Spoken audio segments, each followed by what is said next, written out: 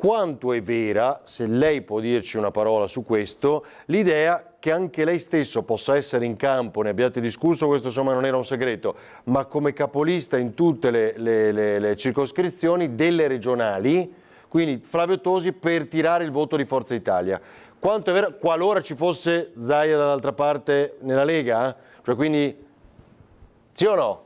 È vero questa o no? Allora, come se guardate e siete attenti osservatori, fino adesso della indicazione di Zaia capolista per la Lega, che è legittimo, e devo dire anche sarebbe stata gente intelligente, perché insomma è una figura che porta sicuramente tanto consenso e quindi ci starebbe.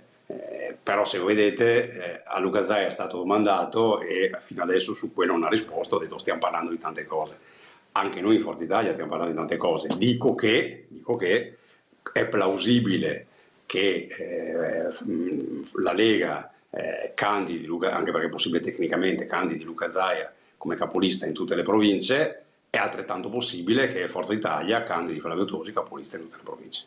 Ecco, e l'uno regge l'altro? Cioè, capisce cosa intendo dire? Che se c'è... Questa è una domanda È molto interessante alla perché quale sarebbe il le darò una derby... risposta vaga e democristiana, può essere.